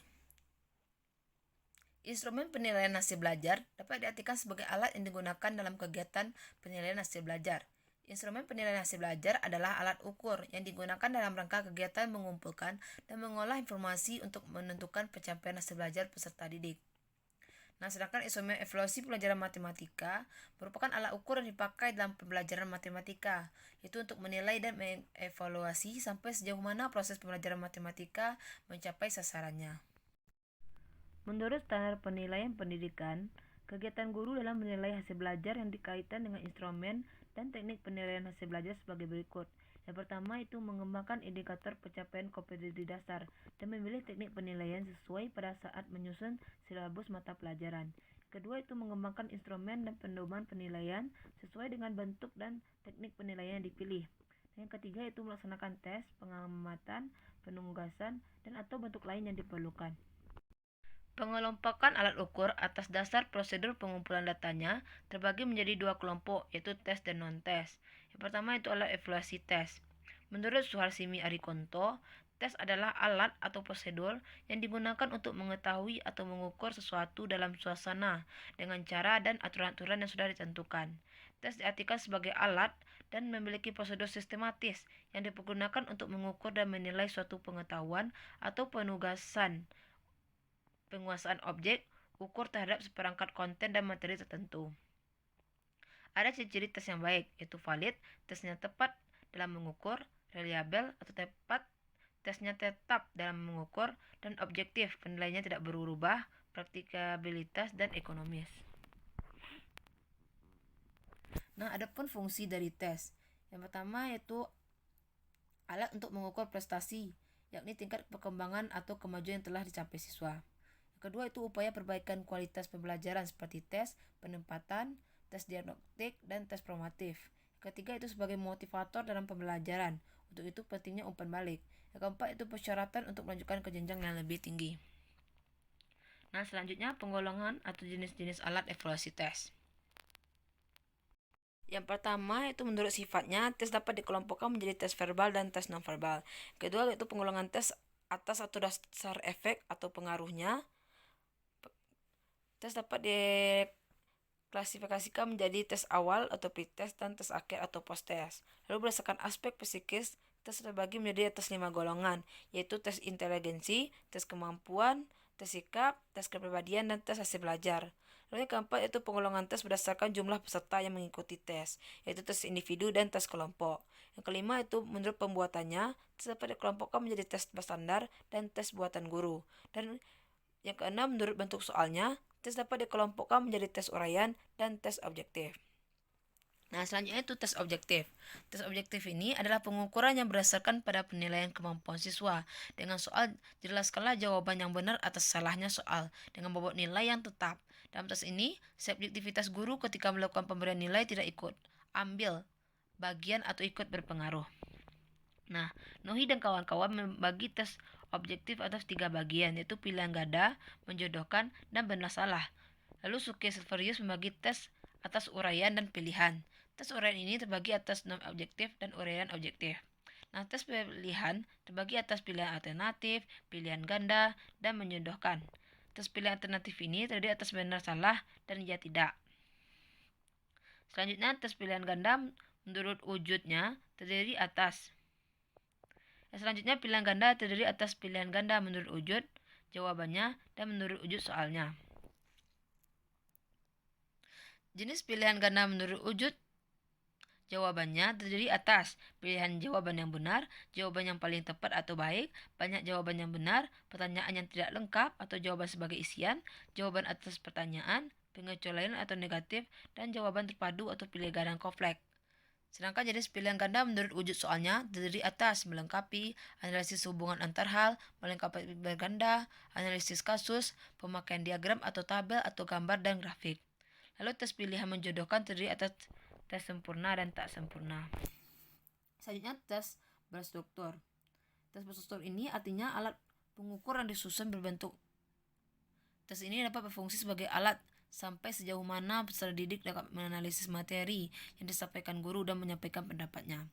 Tes berstruktur ini terdiri atas tes berstruktur dengan jawaban singkat dan tes berstruktur dengan menjelaskan masalah. Lalu tes uraian. Tes uraian ini adalah tes yang jawabannya diberikan dalam bentuk menuliskan pendapat berdasarkan pengetahuan yang dimiliki. Nah, menurut Gronlund dan Line dalam Nohi dan kawan-kawan 2010, tes uraian ini dibagi dalam 2 kelompok atas dasar jawaban yang diberikan siswa, yaitu tes uraian terbatas atau restricted response question dan tes uraian terbuka atau extended response question. Nah, contoh tes uraian ini yaitu yang pertama, apakah pembelajaran soal cerita? Kedua, apakah kesulitan dalam mempelajari soal cerita berkaitan dengan penjumlahan dan pengurangan? Nah, selanjutnya kita masuk pada alat evaluasi non-test. Non-test adalah cara penilaian hasil belajar peserta didik yang dilakukan tanpa menguji peserta didik, tapi dengan melakukan pengamatan secara sistematis. Nah, teknik penilaian ini umumnya untuk menilai kepribadian anak secara menyeluruh, meliputi sikap, tingkah laku, sifat, sikap sosial, dan lain-lain. Nah, ada 4 macam evaluasi non-test. Yang pertama yaitu angket. Angket adalah alat untuk mengumpulkan data yang berupa pernyataan yang disampaikan kepada responden yang dijawab secara tertulis. Angket merupakan instrumen evaluasi non-test yang berupa mengukur di ranah afektif di dalam kelas ataupun di luar kelas. Nah, dalam menyusun angket ada beberapa jenis yang dapat diajukan, yaitu pernyataan mengenai fakta, pendapat, dan informasi. Yang pertama itu pernyataan mengenai fakta, seperti pemahaman siswa tentang dalil Pythagoras mengenai kehimpunan alat tulis dan lain-lainnya. Yang kedua itu pernyataan mengenai pendapat, misalnya kesulitan ketika mengerjakan soal cerita dalam pembelajaran matematika. Metode yang diajarkan guru matematika apakah mudah atau suka dipahami. Lalu yang ketiga itu pernyataan informasi dalam pembelajaran matematika tingkat SMA. Misalnya apa yang diperoleh siswa ketika menyelesaikan soal tes pokok bahasan kalkulus. Nah, ada 4 jenis angket. Yang pertama itu angket langsung. Adalah seperangkat pernyataan yang dikirim langsung kepada orang yang diminta pendapatnya. Guru matematika dapat menyebabkan angket langsung kepada siswa di kelas ketika ingin mengetahui sampai di mana daya serap siswa atas penjelasan yang diberikannya. Lalu yang kedua itu angket tak langsung. Angket tak langsung karena ketika kita ingin mendapatkan data dari responden yang ditanyakan adalah orang lain. Contohnya ingin mengetahui kebiasaan anak belajar matematika di rumah, disebarkan angket kepada orang tuanya. Lalu yang ketiga itu angket tertutup. Angket tertutup pernyataan angket disertai dengan pilihan jawaban yang sudah tersedia. Responden hanya memiliki jawaban yang sesuai dengan pendiriannya. Contohnya, saya titik mempelajari dan mengerjakan tugas materi pelajaran matematika yang diajarkan guru sekolah. Ada jawaban selalu, sering, kadang-kadang, dan tidak pernah. Lalu yang keempat itu angket terbuka. Angket terbuka punya jawaban pertanyaan yang dijawab responden dan diberi kebebasan penuh menjawabnya. Contohnya, unit matematika apakah yang kamu sukai dalam pelajaran matematika? Nah, ada beberapa aturan dalam penyusunan angket yang berlaku umum, antara lain, yang pertama, gunakan bahasa yang sederhana dan jelas. Yang kedua, gunakan kalimat-kalimat yang pendek. Yang ketiga, hindari alternatif jawaban yang tidak lengkap. Yang keempat, usahakan tidak menggunakan kalimat negatif. Jika terpaksa, gunakan penekanan seperti cetak tebal atau miring, pakai huruf kapital atau diberi garis bawah. Yang kelima, jangan terlalu cepat menganggap bahwa responden telah memiliki pengetahuan atau pengalaman tertentu. Misalnya, kalau memberi angket tentang hal yang berhubungan dengan matematika, maka orang tua belum tentu mengetahui secara pasti tentang pelajaran matematika sekolah. Karena itu jangan bertanya tentang materi matematika. Yang keenam, jika ingin memperoleh tanggapan yang buruk tentang suatu, maka berikanlah dahulu kesempatan untuk menguraikan hal-hal yang baik-baik. Misalnya, tanyakan dahulu hal yang menyenangkan dari pembelajaran matematika. Yang ketujuh itu rumusan pertanyaan, jangan memalukan responden dan hindari pertanyaan yang bersifat pribadi. Yang kedelapan, memasukkan hanya satu buah pikiran dalam pertanyaan. Misalnya, apakah kamu setuju pelajaran tambahan matematika tetap dilaksanakan atau ditiadakan? Yang kesembilan itu pertanyaan jangan menimbulkan rasa kecurigaan atau rasa takut kalau jawabannya dapat merugikan responden. Kesepuluh itu jangan membuat pertanyaan yang dapat diramalkan oleh responden. Jawabannya ya atau tidak. Yang ke-11 itu berikan kata pengantar dalam angket yang berisi tujuan pemberian angket, cara mengisi angket, dan jangan lupa pula ucapan terima kasih karena responden telah mengisi angket. Lalu yang kedua kita bahas itu wawancara. Wawancara atau interview yaitu suatu cara mendapatkan data dan suatu masalah dengan jalan menanyakan jawaban masalah, menanyakan pendapat terhadap suatu persoalan kepada seseorang atau lembaga tentang pendapatnya terhadap solusi masalah itu. Contohnya, bila di kelas ada kelompok siswa yang pandai dan kurang pandai, maka wawancara dilakukan pada siswa yang mewakili kelompok siswa yang pandai dan ke kelompok siswa yang kurang pandai. Lalu yang ketiga itu ada pengamatan atau observasi. Pengamatan atau observasi merupakan suatu kegiatan yang dilakukan untuk melihat sejauh mana pelaksanaan suatu kegiatan telah dilaksanakan dan untuk mengevaluasi ketepatan tindakan yang dilakukan. Nah, pengamatan dilakukan dengan cara menggunakan instrumen yang sudah dirancang sebelumnya. Ada 9 jenis pengamatan, yaitu yang pertama pengamatan proses adalah mengamati apa yang dilakukan siswa, misalnya membuat diagonal bidang, membuat diagonal ruang, menentukan garis barat dalam suatu segitiga, dan lainnya. Yang B itu pengamatan tingkah laku berkaitan dengan apa yang siswa katakan dan bagaimana menyampaikannya, bagaimana reaksinya, dan lainnya. Lalu yang ketiga itu pengamatan langsung adalah ketika kita mengamati objek di tempat terjadinya peristiwa atau berlangsungnya peristiwa yang diamati. Yang keempat itu pengamatan tidak langsung. Itu pengamatan yang dilakukan tidak pada saat terjadinya peristiwa, seperti peristiwa diamati melalui film, rekaman HP, dan lain-lain, di mana pengamat tidak berhadapan langsung dengan objek yang diamati. Lalu yang kelima itu observasi sistematik adalah pengamatan yang diselenggarakan dengan cara yang sistematis. Yang keenam itu observasi non-sistematis adalah pengamatan yang dilakukan dengan cara menggunakan halaman kosong, sehingga pengamat harus pandai merekam hal-hal penting yang terjadi selama proses pengamatan. Yang ketujuh yaitu observasi partisipan adalah bila orang yang melakukan pengamatan berperan dan ikut ambil bagian dari kehidupan orang yang akan diobservasi. Yang ke-8 yaitu observasi kuasi partisipan adalah bila pengamat berpura-pura berpartisipasi dalam kehidupan orang yang akan diamati. Dan yang ke-9 yaitu observasi non-partisipan adalah bila pengamat tidak berperan serta dalam kehidupan objek yang diamati. Lalu selanjutnya yang keempat yaitu portofolio. Portofolio adalah suatu metode pengukuran dengan melibatkan siswa untuk menilai kemajuan dalam studi tertentu. Ada beberapa hal yang harus diperhatikan dalam melakukan penilaian portofolio, yaitu yang pertama, karya yang dikumpulkan adalah benar-benar karya yang bersangkutan. Yang kedua itu menentukan contoh pekerjaan mana yang harus dikumpulkan. Yang ketiga itu mengumpulkan dan menyimpan contoh karya. Yang keempat itu menentukan kriteria penilaian portofolio. Yang kelima itu meminta siswa untuk menilai secara terus-menerus hasil portofolionya. Yang keenam merencanakan pertemuan dengan siswa yang dinilai. Dan yang ketujuh itu dapat melibatkan orang tua dalam menilai portofolio. Selanjutnya kita masuk pada pembahasan skala pengukuran. Skala merupakan perbandingan antara kategori di mana masing-masing kategori diberi bobot nilai yang berbeda. Sedangkan pengukuran merupakan cabang ilmu statistika terapan yang bertujuan untuk mengembangkan dasar-dasar pengembangan tes secara optimal. Jadi skala pengukuran adalah kesepakatan yang digunakan sebagai acuan untuk menentukan panjang pendeknya interval yang ada dalam alat ukur, sehingga alat ukur tersebut bila digunakan dalam penilaian akan menghasilkan data kuantitatif. Selanjutnya macam-macam skala pengukuran. Skala pengukuran dibagi menjadi 4 macam, yaitu yang pertama itu skala nominal. Skala nominal itu skala yang paling sederhana, disusun menurut jenis atau kategorinya atau fungsi bilangannya, hanya sebagai simbol untuk membedakan sebuah karakteristik dengan karakteristik lainnya. Skala nominal memberikan suatu sistem kualitatif untuk mengkategorikan orang atau objek ke dalam kategori kelas atau klasifikasi. Contohnya jenis kulit, yang pertama hitam, 2 putih, 3 kuning, angka 1, 2, 3 hanya sebagai label saja. Yang kedua itu skala ordinal. Adalah angka yang diberikan di mana angka-angka tersebut mengandung pengertian tingkatan.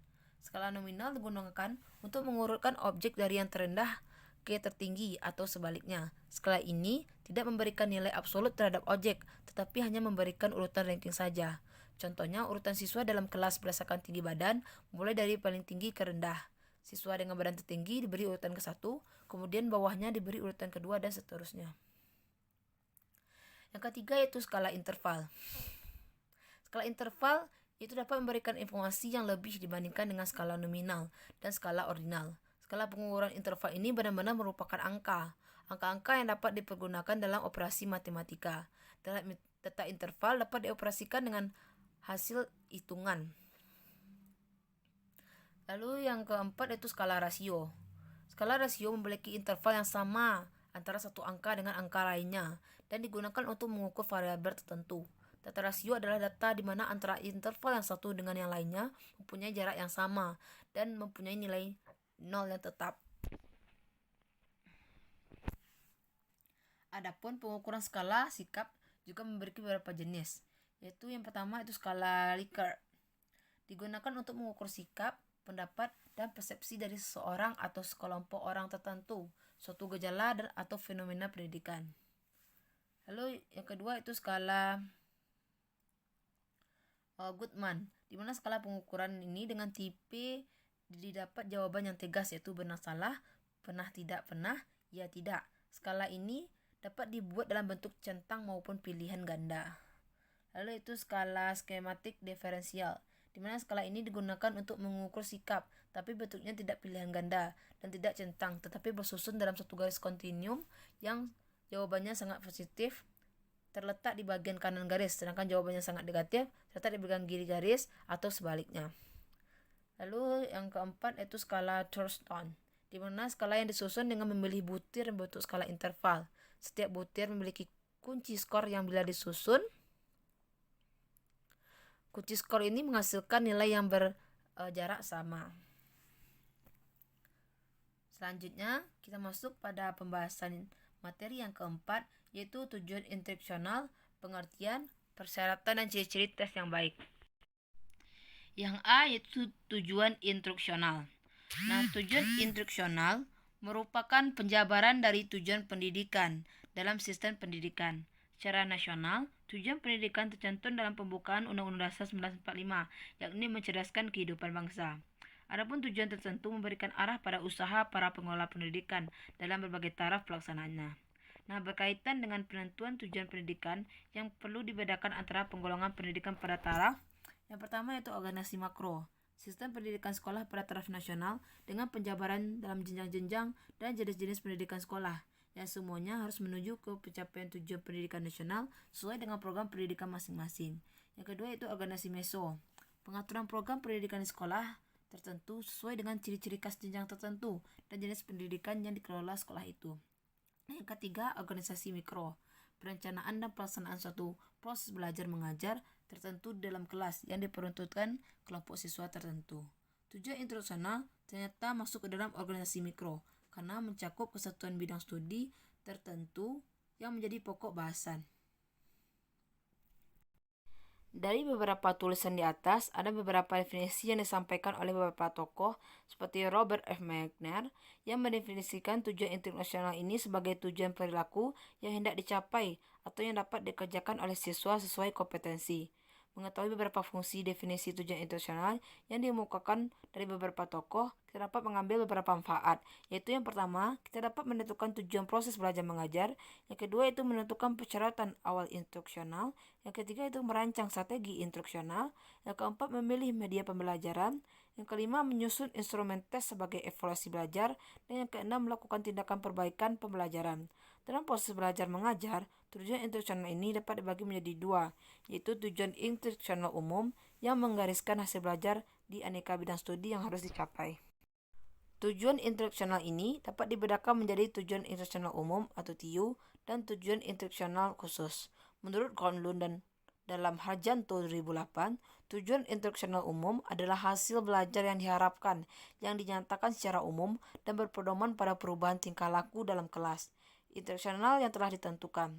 Nah, masih menurut Gronlund dalam Harjanto 2008, dalam perumusan tujuan umum instruksional atau TIU, terlebih dahulu menyusun jenis hasil belajar yang diharapkan dan jenis-jenis hasil belajar yang dapat digunakan sebagai sumber dalam perumusan tujuan instruksional umum atau TIU yang harus memperhatikan hal-hal berikut.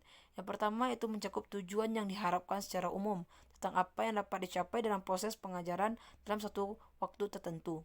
Yang kedua itu tidak terlepas dari konteks tujuan-tujuan kurikuler maupun tujuan yang di atasnya. Yang ketiga itu selaras dengan mempertimbangkan persepsi belajar. Yang keempat cukup realistis dengan keadaan kemampuan peserta didik, waktu yang tersedia dan fasilitas yang ada. Yang kelima itu mempunyai indikasi yang kuat bahwa hasil belajar adalah perubahan tingkah laku peserta didik. Lalu yang B yaitu tujuan instruksional umum dan tujuan instruksional khusus. Ada beberapa langkah yang harus dilalui untuk merumuskan tujuan instruksional khusus.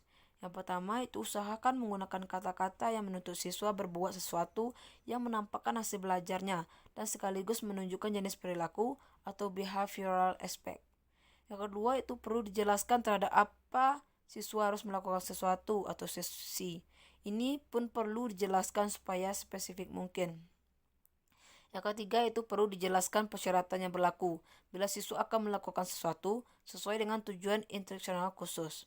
Yang keempat, perlu ditentukan suatu norma mengenai taraf prestasi minimal yang diberlakukan. Ini berarti bahwa siswa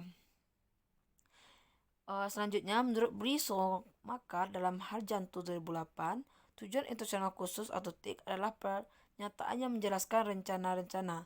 Sedangkan menurut Surpatman, merumuskan tujuan instruksional TIK merupakan yang pertama itu dasar dan pedoman bagi seluruh proses pengembangan tujuan instruksional. Dan menurut King dan Gaspon, dalam Hernawan, dalam merumuskan tujuan internasional khusus hendaknya harus mencapai unsur-unsur komponen. Nah, tujuan instruksional khusus, keberhasilannya dapat diukur yang pada umumnya mengandung unsur-unsur berikut. Yang pertama itu apa, yang kedua hingga mana, yang ketiga siapa, dan yang keempat itu dalam kondisi bagaimana. Lalu yang C itu klasifikasi tujuan instruksional menurut jenis perilaku atau internal. Ilmu psikologi mengenal pembagian aspek kepribadian atas 3 kategori, yaitu aspek kognitif, aspek afektif, dan aspek psikomotorik.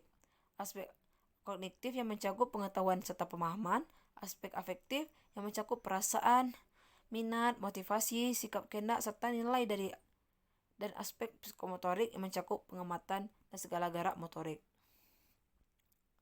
Menurut Bloom dan kawan-kawan, pengklasifikasian jenis perilaku disusun secara hierarkis sehingga menjadi taraf-taraf yang menjadi semakin kompleks. Yang pertama itu kognitif, yang kedua itu afektif, yang ketiga psikomotorik. Adapun klasifikasi tujuan instruksional menurut isi. Dalam suatu TIK dibedakan dua aspek, yaitu aspek perilaku yang dituntut dari siswa dan aspek terhadap hal apa perilaku itu harus dilakukan atau isi. Untuk itu, isi kerap digunakan pula istilah materi dan bahan. Istilah isi menunjukkan pada aspek tertentu dalam tujuan instruksional. Selanjutnya itu analisis tugas belajar. Dalam menentukan tujuan instruksional khusus berdasarkan aspek perilaku, Gagne menggunakan pengklasifikasian tugas belajar dan dilengkapi analisis tugas belajar dengan menggunakan hierarki dalam belajar yang berupa instructional sequence. Unsur pemahaman menunjukkan pada konsep atau dasar dan unsur pengetahuan menunjukkan pada informasi verbal. Kedua unsur kiranya mutlak dipergunakan karena tanpa pemahaman dan pengetahuan yang memadai sulit memperoleh sikap yang menatap. Lalu selanjutnya itu pengertian tes. Secara harfiah, kata tes berasal dari bahasa Prancis kuno, yaitu tes dom dengan arti piring untuk menyisihkan logam-logam mulia. Ada beberapa istilah yang berhubungan dengan tes. Yang pertama yaitu tes. Sebelum adanya ejaan yang disempurnakan dalam bahasa Indonesia, ditulis dengan tes. Adalah merupakan alat atau prosedur yang digunakan untuk mengetahui atau mengukur sesuatu dalam suasana dengan cara dan aturan-aturan yang sudah ditentukan. Lalu yang kedua itu testing, merupakan saat pada waktu itu tes itu dilaksanakan. Dapat juga dikatakan testing adalah saat pengambilan tes. Lalu yang ketiga itu tes T, adalah responden yang sedang mengerjakan tes. Dan yang keempat itu tester, adalah orang yang diserahi untuk pengambilan tes terhadap para responden. Nah, tugas tester antara lain, yang pertama itu mempersiapkan ruangan dan perlengkapan yang diperlukan. Yang kedua itu membagikan lembaran tes dan alat-alat untuk mengerjakan menerangkan cara mengerjakan tes. Yang ketiga itu mengawasi responden mengerjakan tugas. Yang keempat memberikan tanda-tanda waktu. Dan yang kelima mengumpulkan pekerjaan responden. Nah, sedangkan dilihat dari segi istilah, ada beberapa macam pendapat diantaranya. Yang pertama, Ani Anastasi dalam bukunya Psychological Testing mengatakan bahwa tes pada dasarnya merupakan suatu pengukuran yang objektif dan standar terhadap sampel perilaku. Lalu yang B yaitu Frederick G. Brown mengatakan bahwa tes adalah prosedur yang sistematik guna mengukur sampel perilaku seseorang. Selanjutnya, menurut Lee J. Kronbeck dalam bukunya yang berjudul Essential of Psychology Testing mengatakan bahwa tes adalah suatu prosedur yang sistematis untuk membandingkan tingkah laku dua orang atau lebih. Selanjutnya kita masuk pada persyaratan tes. Sumber persyaratan tes didasarkan atas dua hal. Yang pertama itu menyangkut tes, yang kedua menyangkut pengadministrasian dalam pelaksanaan. Nah, walaupun dalam melaksanakan tes sudah diusahakan mengikuti aturan tentang suasana, cara, dan prosedur yang telah ditentukan, namun tes itu sendiri memandang kelemahan-kelemahan. Nah, Gilbert dalam Ari Kunto menyebutkan beberapa kelemahan. Yang pertama, ada kalanya tes menyinggung pribadi seseorang, walaupun tidak disengaja. Yang kedua, tes menimbulkan kecemasan sehingga mempengaruhi hasil belajar yang murni. Yang ketiga, tes mengategorikan siswa secara tetap. Dengan mengikuti hasil tes pertama, kadang-kadang orang lalu membedakan cap kepada siswa menuntut kelompok atau kategorinya. Yang keempat, tes tidak mendukung kecermelangan dan daya kreasi siswa. Dan yang kelima, itu tes hanya mengukur aspek tingkah laku yang sangat terbatas. Selanjutnya itu fungsi tes. Secara umum, menurut Sudijono, ada dua macam fungsi tes yang dimiliki oleh tes, yaitu yang pertama sebagai alat pengukuran terhadap peserta didik. Yang kedua sebagai alat pengukuran keberhasilan program belajar. Sedangkan menurut Sulasimi Arikunto dalam bukunya Dasar-Dasar Evaluasi Pendidikan, fungsi tes dapat ditinjau atas tiga hal. Yang pertama itu fungsi untuk kelas, yang kedua fungsi untuk bimbingan, yang ketiga itu fungsi untuk administrasi. Selanjutnya itu kita bahas tentang ciri-ciri tes yang baik. Nah, sebuah tes dapat dikatakan baik sebagai pengukur harus memenuhi persyaratan tes yang dimiliki. Yang pertama yaitu validitas. Dalam bahasa Indonesia, valid disebut dengan istilah sahih. Misalnya untuk mengukur panjang dipakai meteran, mengukur berat dipakai timbangan, mengukur penguasaan matematika dipakai ujian matematika untuk kelas yang setara dan sebagainya. Secara lebih jelas, suatu ujian untuk mata kuliah tertentu dikatakan valid jika ia benar-benar cocok dengan tujuan-tujuan yang telah ditetapkan untuk dicapai dengan penyajian mata kuliah tersebut. Lalu yang kedua itu reliabilitas. Reliabilitas merupakan, dalam bahasa Indonesia diambil kata reliability. Dalam bahasa Inggris yang diartikan sebagai dapat dipercaya. Reliabilitas merupakan kata benda, sedangkan reliable merupakan kata sifat atau kebendaan. Contohnya yang paling nyata adalah timbangan atau meteran. Hal yang sama terjadi untuk alat ukur suatu gejala, tingkah laku, ciri atau sifat individu dan lainnya. Misalkan alat ukur prestasi belajar seperti prestasi belajar, alat ukur siap, kuesioner, dan lain-lainnya. Hendaknya meneliti sifat keajigan. Selanjutnya yang ketiga yaitu objektivitas. Nah, suatu tes dikatakan memiliki objektivitas apabila dalam melaksanakan tes itu ada faktor subjektif yang mempengaruhinya. Hal ini terutama pada sistem scoringnya. Apabila dikaitkan dengan reliabilitas, maka objektivitas menekankan ketetapan pada sistem scoring, sedangkan reliabilitas menekankan pada ketetapan hasil belajar. Lalu selanjutnya yaitu praktikabilitas. Sebuah tes dikatakan memiliki praktikabilitas yang paling tinggi apabila tersebut bersifat mudah pada pengadministrasiannya. Lalu yaitu ekonomis. Yang dimaksud dengan ekonomis di sini adalah bahwa pelaksanaan tes tersebut tidak membutuhkan ongkos atau biaya yang mahal, tenaga yang banyak, dan waktu yang lama. Selanjutnya kita bahas materi yang kelima, yaitu tentang validitas dan reliabilitas serta menyusun tes tertulis. Yang pertama yaitu validitas. Nah, pengertian validitas. Suatu alat evaluasi disebut valid atau absah atau sahih apabila alat tersebut mampu mengevaluasi apa yang seharusnya dievaluasi. Oleh karena itu, keabsahan tergantung pada sejauh mana ketepatan alat evaluasi itu dapat melaksanakan fungsinya. Dengan demikian, suatu alat evaluasi disebut valid jika dia dapat mengevaluasi dengan tepat suatu yang dievaluasinya itu. Dalam melakukan penelitian, alat pengumpul data atau instrumen menentukan kualitas data yang dapat dikumpulkan, dan kualitas data itu dapat menentukan kualitas penelitiannya. Validitas merupakan derajat kemampuan suatu tes yang mengukur apa yang hendak diukurnya. Validitas ini berkenaan dengan ketepatan alat penilaian terhadap konsep yang dinilai, sehingga betul-betul menilai apa saja yang seharusnya dinilai. Sebagai contoh, menilai kemampuan dalam matematika. Nah, dalam menggunakan validitas suatu tes, ada beberapa hal yang harus diperhatikan. Yang pertama yaitu mengacu pada materi yang hendak diujikan. Yang kedua itu mengacu pada hasil dari suatu tes atau instrumen evaluasi yang dikenakan pada sekelompok individu. Yang ketiga itu berkaitan dengan derajat dengan istilah validasi tinggi, rendah, dan sedang dan rendah. Dan yang keempat itu mengacu pada penggunaan hasil belajar atau hasil evaluasi. Nah, selanjutnya berdasarkan pelaksanaan validitas dikelompokkan menjadi dua. Yang pertama yaitu validitas logik atau teoretik. Adalah validitas alat evaluasi yang dilakukan berdasarkan pertimbangan teoretik atau logika yang dilakukan oleh para ahli atau orang yang dianggap ahli. Orang yang mengvalidasi disebut validator.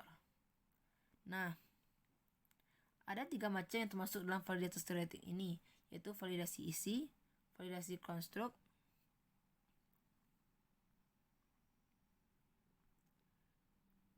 dan validasi muka. Adapun validasi yang dinilai oleh validator adalah yang pertama kesesuaian antara indikator dan bukti soal, yang kedua itu kejelasan bahasa atau gambaran dalam soal, yang ketiga kesesuaian soal dengan tingkat kemampuan siswa, dan yang keempat kebenaran materi atau konsep. Selanjutnya yaitu validitas empirik.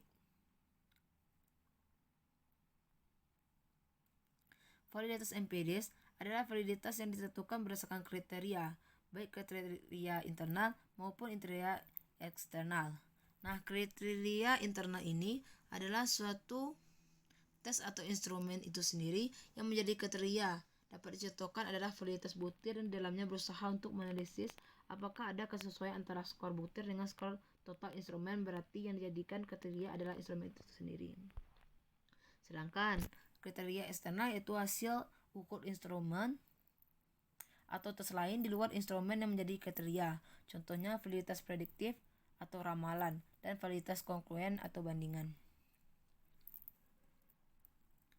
Validitas prediktif ini yang dijadikan kriteria adalah prestasi belajar siswa yang akan datang. Sedangkan validitas konkluen adalah kriteria standarnya sama-sama saat itu atau saat ini. Selanjutnya itu koefisien validitas.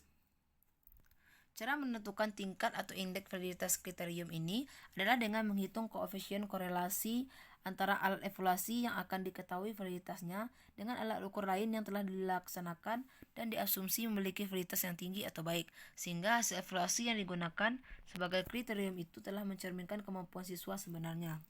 Nah, menurut Turmizi, mencari koefisien validitas ini dapat dibagikan menjadi 3, yaitu dengan menggunakan rumus sebagai berikut. Yang pertama itu korelasi produk momen memakai simpangan. Yang kedua itu korelasi metode rank atau rank method dari Spearman-Brown. Dan yang ketiga itu korelasi produk momen memakai angka kasar atau raw score.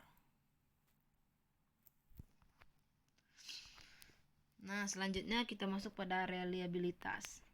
Reliabilitas adalah indeks yang menunjukkan sejauh mana suatu alat ukur dipercaya atau dapat diandalkan.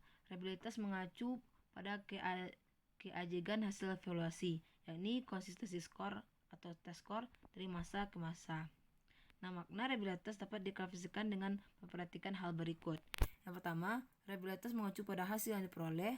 Yang kedua, estimasi reliabilitas biasanya mengacu pada jenis konsistensi tertentu. Yang ketiga, reliabilitas adalah penting namun bukan menjadi prasyarat bagi validitas. Dan yang keempat itu reliabilitas lalu menggunakan statistik.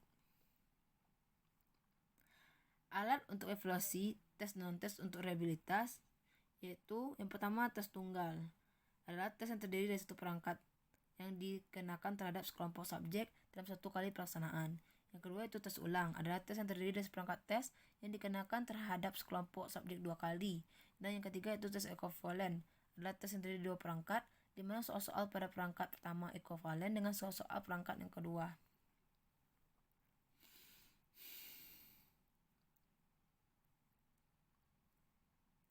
Untuk menentukan koefisien reliabilitas suatu alat evaluasi dengan teknik belah dua, ada 3 cara perhitungan yang digunakan. Yang pertama yaitu dengan formula Spearman-Brown. Lalu yang kedua itu dengan formula PL-Anagen. Dan yang ketiga dengan formula Hitung-Rulon. Lalu ada teknik tidak belah dua. Berbagai percobaan dilakukan Kuder dan Richardson dalam menghitung koefisien reliabilitas. Dari rumus-rumus yang telah dicobanya, ada 2 yang paling mendekati tingkat kecermatan disingkat yang ideal, yaitu rumus K20 dan rumus K21, yang disingkat dengan rumus KR20 dan KR21. Asumsi untuk menggunakan rumus KR20 dan KR21 adalah butir-butir soal evaluasi harus homogeni atau setara dan jenis evaluasi tes harus merupakan power test dan bukan speed test. Nah, selanjutnya kita bahas pada menyusun tes tertulis. Nah, tes tertulis dilakukan dengan berbagai bentuk antara lain uraian, isian singkat, dan pilihan ganda. Penilaian hasil belajar peserta didik merupakan kegiatan pengumpulan dan pengolahan informasi hasil belajar peserta didik untuk mengetahui perkembangan pembelajaran dan menyimpulkan hasil pencapaian pelajaran peserta didik. Nah, mekanisme penilaian hasil belajar oleh pendidik meliputi: yang pertama, perancangan strategi penilaian oleh pendidik dilakukan pada saat penyusunan rencana pelaksanaan pembelajaran atau RPP berdasarkan silabus. Yang kedua, penyusunan instrumen penilaian mengikuti langkah-langkah pengembangan instrumen yang standar, yaitu menentukan tujuan, menyusun kisi-kisi, menyusun soal, analisis kualitatif, uji coba, dan analisis kuantitatif. Yang ketiga yaitu peraktiran bukti soal yang akan digunakan dalam penilaian sesuai dengan tujuan yang akan dicapai. Dan yang keempat, pelaksanaan penilaian oleh pendidik dan hasilnya ditafsirkan sebagai bahan laporan. Dan yang kelima, hasil penilaian pencapaian pengetahuan peserta didik disampaikan dalam bentuk angka atau deskripsi.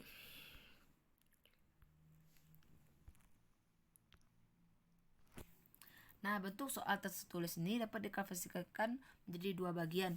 Yang pertama itu soal yang tersedia pilihan jawabannya, dan yang kedua itu soal yang tidak tersedia pilihan jawabannya. Nah, langkah-langkah penyusunan instrumen tes tertulis ini meliputi yang pertama penentuan tujuan, penyusunan kisi-kisi, penulisan soal, telaah, dan revisi. Nah, selanjutnya kita masuk pada materi yang ke-6, yaitu tentang kemampuan matematis tingkat rendah. Yang mana di sini ada pemahaman konsep, yang kedua kemampuan komunikasi matematis, yang ketiga kemampuan penerapan matematis, dan yang keempat pemecahan masalah. Yang pertama kita bahas dulu pemahaman konsep. Pengertian kemampuan pemahaman konsep.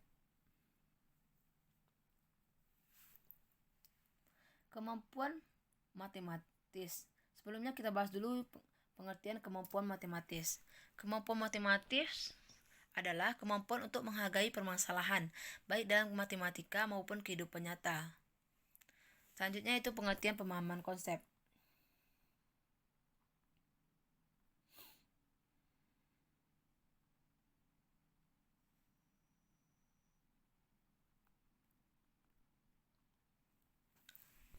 Pemahaman adalah bukan hanya sekadar mengingat fakta, akan tetapi berkenaan dengan kemampuan menjelaskan, menerangkan, mentafsirkan, atau kemampuan menangkap makna.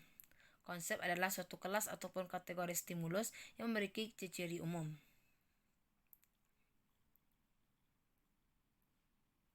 Jadi, pemahaman konsep ini adalah menekankan pada kemampuan peserta didik untuk mengerti suatu konsep matematika yang dimiliki oleh peserta didik dalam rangka menangkap makna dan mengerti benar mengenai ide atau pengertian pokok, serta dapat mengungkapkan kembali ilmu yang diperolehnya mengenai matematika yang sedang dipelajari, baik secara lisan maupun tulisan.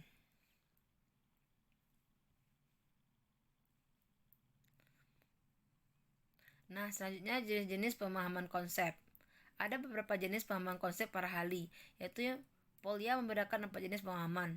Yang pertama, pemahaman mekanikal, yaitu dapat mengingat dan menerapkan sesuatu secara rutin atau perhitungan sederhana. Yang kedua, itu pemahaman induktif, itu dapat mencobakan sesuatu dalam kasus sederhana dan tahu bahwa sesuatu itu berlaku dalam kasus serupa. Yang ketiga, itu pemahaman rasional, dapat membuktikan kebenaran sesuatu, dan pemahaman intuitif, dapat memperkirakan kebenaran sesuatu tanpa ragu-ragu sebelum menganalisa secara analitik. Yang kedua, itu polastek, membedakan 2 jenis pemahaman. Yang pertama, itu pemahaman komputasional, itu dapat menerapkan sesuatu pada perhitungan rutin atau sederhana, atau mengerjakan sesuatu secara algoritmik. Yang kedua, itu pemahaman fungsional, yaitu dapat mengaitkan sesuatu dengan hal lainnya secara benar dan menyadari proses yang dilakukan. Lalu Chopin membedakan 2 jenis pemahaman. Yang pertama, itu knowing how to, itu dapat mengerjakan sesuatu secara rutin atau algoritmik. Yang kedua, itu know, itu dapat mengerjakan sesuatu dengan sadar dan akan proses yang dikerjakannya. Lalu Scham membedakan 2 jenis pemahaman. Yang pertama, itu pemahaman instrumental, yaitu hafal sesuatu secara terpisah atau dapat menerapkan sesuatu pada perhitungan rutin atau sederhana, mengerjakan sesuatu secara algoritmik saja. Lalu yang kedua, pemahaman relasional, itu dapat mengkaitkan sesuatu dengan hal lainnya secara benar dan menyadari proses yang dilakukan. Nah, adapun indikator pemahaman konsep. Menurut Sanjaya, indikator pemahaman konsep terdiri atas, yang pertama itu mampu menerangkan secara verbal mengenai apa yang telah dicampainya. Kedua, itu mampu menyajikan situasi matematika ke dalam berbagai cara serta mengetahui perbedaan. Ketiga, itu mampu mengklasifikasikan objek-objek berdasarkan dipenuhi atau tidaknya persyaratan yang membentuk konsep tersebut. Dan yang keempat, mampu menerapkan hubungan antara konsep dan prosedur. Yang kelima, mampu memberikan contoh dan kontra dari konsep yang pelajari. Yang keenam, mampu menerapkan konsep secara algoritma. Dan yang ketujuh, mampu mengembangkan konsep yang telah dipelajari. Lalu selanjutnya kita bahas itu tentang kemampuan komunikasi matematis. Pertama itu pengertiannya. Komunikasi secara umum dapat diartikan sebagai suatu cara untuk menyampaikan suatu pesan dari pembawa pesan ke penerima pesan untuk memberitahukan. Nah, sedangkan pengertian kemampuan komunikasi matematis adalah pengetahuan dan keterampilan dasar yang diperlukan untuk dapat melakukan manipulasi matematika meliputi pemahaman konsep dan pengetahuan produkal. Adapun indikator komunikasi matematis. Yang pertama itu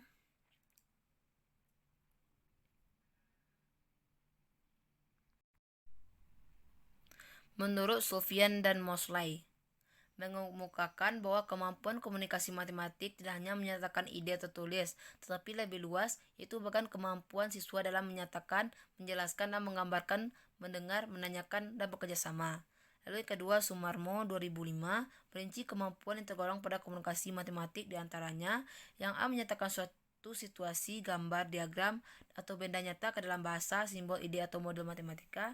Yang B menjelaskan ide, situasi, dan relasi matematika secara lisan atau tulisan. Yang C mendengarkan, berdiskusi, dan menulis tentang matematika.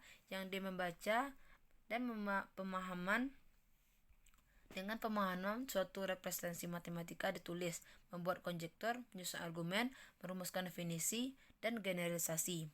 Yang ke-E mengungkapkan kembali suatu uraian atau paragraf matematika dalam bahasa sendiri. Lalu NCTM menyatakan bahwa standar komunikasi untuk tingkat 1-7 adalah penekanan pengajaran matematika pada kemampuan siswa dalam hal yang A mengkomunikasikan mathematical thinking mereka secara koheren dan jelas kepada teman-teman, guru, dan orang lain. Yang B menggunakan bahasa matematika untuk mengekspresikan ide-ide matematika secara benar. Yang C mengorganisasikan mathematical thinking mereka melalui komunikasi. Yang D menganalisis dan mengevaluasi mathematical thinking dan strategi yang dipakai orang lain. Adapun menurut Sons, Bin, Zibert, dan Fitri. Selanjutnya, yang ketiga kita bahas tentang kemampuan penalaran matematis. Yang A, pengertian kemampuan penalaran matematis. Penalaran matematis merupakan penalaran yang diperlukan untuk membangun apakah sebuah argumen matematika itu benar atau salah, dan juga dipakai untuk membangun suatu argumen matematika.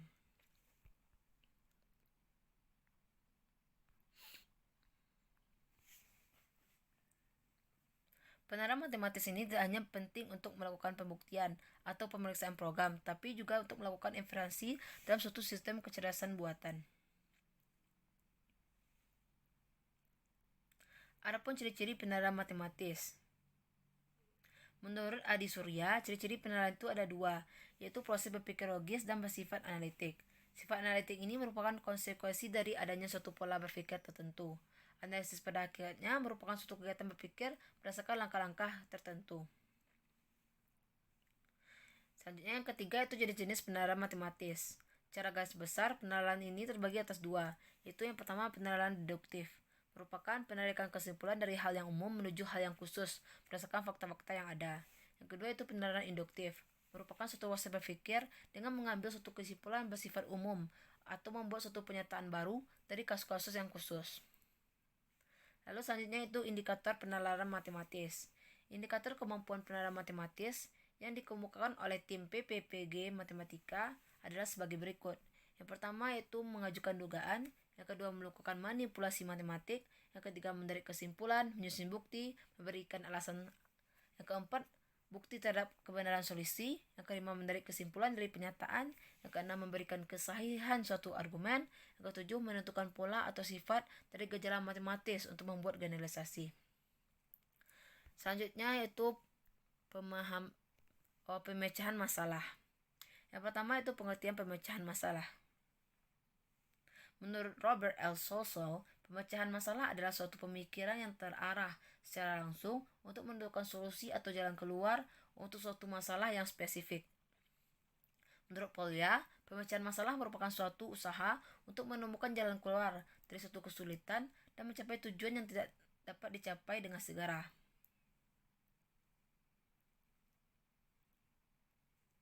Nah, selanjutnya itu langkah pemecahan masalah. Menurut Siwardani, dalam proses pemecahan masalah, langkah-langkah dapat dilakukan secara urut, walaupun kadangkala terdapat langkah-langkah yang tidak harus urut, terutama dalam memecahkan masalah yang sulit. Langkah yang pertama yaitu memahami masalah. Langkah yang kedua membuat rencana pemecahan masalah. Langkah yang ketiga melaksanakan rencana pemecahan masalah. Langkah yang keempat melihat atau mengecek kembali. Selanjutnya indikator pemecahan masalah.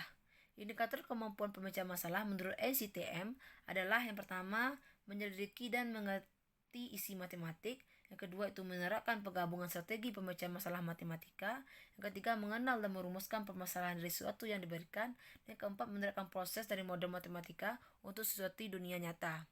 Adapun indikator penyelesaian masalah matematis menurut Sumamo antara lain yang pertama mengidentifikasi unsur-unsur yang diketahui, yang dinyatakan, dan kecukupan unsur yang diperlukan. Yang kedua itu merumuskan masalah matematik atau menyusun model matematika. Yang ketiga itu menerapkan strategi untuk menyelesaikan berbagai masalah atau sejenis dalam masalah baru dalam atau luar matematika. Yang keempat itu menjelaskan atau menginterpretasikan hasil permasalahan asal. Dan yang kelima itu menggunakan matematika secara bermakna. Selanjutnya kita bahas materi yang terakhir, atau materi yang ketujuh, itu tentang kemampuan matematis tingkat tinggi. Yang mana sini ada kemampuan berpikir koneksi, yang kedua kemampuan berpikir kritis, yang ketiga kemampuan berpikir kreatif, yang keempat kemampuan literasi, dan yang kelima kemampuan berpikir high overthinking. Yang pertama itu kemampuan koneksi matematis. Yang pertama definisi kemampuan berpikir koneksi. Koneksi berasal dari kata connection dalam bahasa Inggris yang diartikan hubungan. Koneksi secara umum adalah hubungan atau keterkaitan. Koneksi dalam kaitannya dengan matematika yang disebut dengan koneksi matematika dapat diartikan sebagai keterkaitan secara internal dan eksternal. Keterkaitan secara internal adalah keterkaitan antara konsep-konsep matematika yang berhubungan dengan matematika itu sendiri. Dan keterkaitan secara eksternal itu keterkaitan dengan matematika dalam kehidupan sehari-hari. Lalu yang kedua itu indikator kemampuan koneksi matematis. Sumarmo, kemampuan koneksi matematis ini dapat dilihat indikator-indikatornya. Yang pertama itu mencari dan memahami hubungan berbagai representasi konsep dan prosedur. Yang kedua menggunakan matematika dalam bidang studi lain atau kehidupan sehari-hari. Yang kedua memahami representasi ekuivalen, konsep atau prosedur yang sama. Yang keempat mencari konsep satu prosedur ke prosedur lain dalam representasi yang ekuivalen. Yang kelima, menggunakan koneksi antar topik matematika dan antara topik matematika dengan topik yang lainnya. Adapun menurut Gordah dan NCTM. Selanjutnya itu rubrik penilaian. Nah, menilai proses penyelesaian masalah merupakan suatu yang rumit karena merupakan kegagalan siswa berkoneksi dengan jelas mengenai apa yang mereka lihat. Dan di samping itu, sering siswa membuat penyelesaian tanpa penjelasan. Nah, ada rubrik persekolahan kemampuan koneksi matematis dapat teman lihat pada tabel yang telah saya buat pada PPT ini. Silakan teman-teman pahami dengan cara mengskrinsot tabelnya.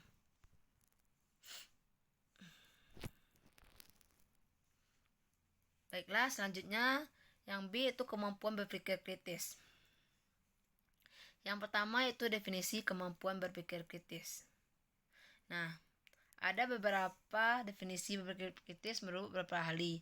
Yang pertama itu Fisher mendefinisikan berpikir kritis sebagai kemampuan untuk menginterpretasikan, menganalisis, dan mengevaluasi ide-ide dan argumen. Nah, kemampuan berpikir kritis ini sudah dianggap sebagai kemampuan dasar yang sangat penting untuk dikuasai, seperti halnya kemampuan membaca dan menulis. Lalu menurut Pickett dan Foster, berpikir kritis adalah jenis berpikir lebih tinggi yang bukan hanya menghafal materi tetapi penggunaan dan manipulasi bahan-bahan yang dipelajari dalam situasi baru. Nah, sedangkan menurut Glaser, berpikir kritis matematis membuat kemampuan dan disposisi yang dikombinasikan dengan pengetahuan awal, kemampuan penerapan matematik, dan strategi kognitif untuk menggeneralisasikan, membuktikan, mengakses situasi matematik yang tidak biasa secara efektif. Sama halnya dengan yang diungkapkan Sumarmo, berpikir kritis berbeda dengan keterampilan berpikir tingkat tinggi, karena berpikir kritis membuat semua komponen berpikir tinggi, tapi membuat disposisi berpikir kritis. Sedangkan dalam meningkatkan kemampuan berpikir kritis matematis, 60 berpikir tingkat tinggi terdapat di obsesi berpikir kritis. Nah, berdasarkan Esnes, ada 6 unsur dasar berpikir kritis yang dikenal dengan singkatan FRISCO, yaitu fokus, reason, inference, situation, clarity, dan overview. Nah, adapun kemampuan berpikir kritis meliputi beberapa kemampuan menurut Sumarno. Di antaranya itu kemampuan untuk menganalisis dan mengevaluasi argumen dan bukti. Yang kedua itu kemampuan untuk menyusun klarifikasi. Yang ketiga kemampuan untuk membuat pertimbangan yang bernilai. Yang ketiga kemampuan untuk menyusun penjelasan berdasarkan data yang relevan dan tidak relevan. Dan yang kelima kemampuan untuk mengidentifikasi dan mengevaluasi asumsi. Selanjutnya itu indikator kemampuan berpikir kritis. Nah, menurut Ennis, indikator kemampuan berpikir kritis adalah sebagai berikut. Yang pertama yaitu memfokuskan diri pada penyataan. Yang kedua itu menganalisis dan mengklasifikasi pernyataan, jawaban, dan argumen. Yang ketiga mempertimbangkan sumber yang terpercaya. Yang keempat mengamati dan menganalisis deduksi. Yang kelima menginduksi dan menganalisis induksi. Yang keenam merumuskan explanatory. Yang ketujuh itu kesimpulan dan hipotesis. Yang kedelapan menimbulkan pertimbangan yang menilai. Yang kesembilan menetapkan suatu aksi. Dan yang kesepuluh itu bereaksi dengan orang lain. Jadi dapat disimpulkan bahwa kemampuan berpikir kritis mencakup indikator. Yang pertama menganalisis dan mengklasifikasi pertanyaan. Yang kedua mengidentifikasi dan mengevaluasi asumsi yang ada. Yang ketiga menyusun klarifikasi dan pertimbangan yang menilai. Yang keempat menyusun penjelasan. Yang kelima membuat simpulan dan argumen. Selanjutnya yang ketiga itu rubrik penilaian kemampuan berpikir siswa. Dapat teman-teman lihat pada tabel yang telah saya berikan. Silakan teman pahami dengan cara men-screenshotnya.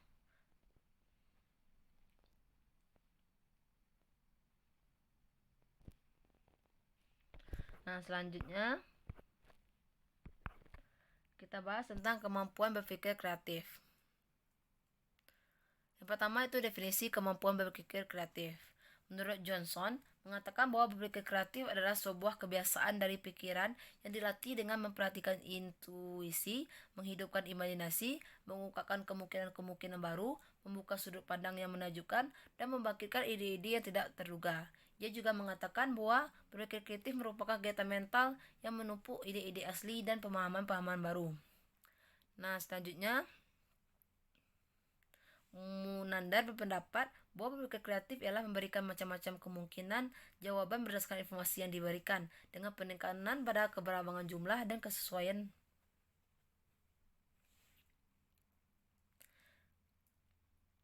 Kemampuan berpikir kreatif dalam pelajaran matematika mempunyai 3 komponen kunci, yaitu kefasihan, fleksibilitas, dan kebaruan. Selanjutnya yang kedua itu indikator kemampuan berpikir kreatif. Menurut Johnson, berpikir kreatif yang membutuhkan ketekunan, disiplin diri, dan perhatian penuh mempunyai aktivitas mental seperti mengajukan pertanyaan, mempertimbangkan informasi baru, dan ide yang tidak lazim dengan pikiran terbuka. Membangun keterkaitan, khususnya di antara hal-hal yang berbeda. Nah, dalam hal ini, dorongan dan afirmasi dari pendidik dan teman untuk melihat kemampuan berpikir kreatif peserta didik. Nah, berdasarkan uraian di atas, di indikator berpikir kreatif, yaitu yang pertama yaitu kelancaran. Yang kedua fleksibilitas, yang ketiga elaborasi, yang kelima orisinalitas, yang keempat orisinalitas.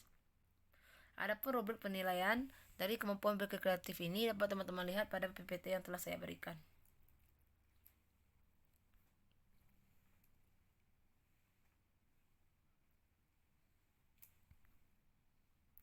Nah, selanjutnya kita bahas tentang kemampuan literasi. Yang pertama itu definisi kemampuan literasi. Menurut Ojose, literasi matematika merupakan pengetahuan untuk mengetahui dan menggunakan dasar matematika dalam kehidupan sehari-hari. Dalam pengertian ini, siswa yang memiliki kemampuan literasi matematika yang baik memiliki kepekaan konsep-konsep matematika mana yang relevan dengan fenomena atau masalah yang dihadapi.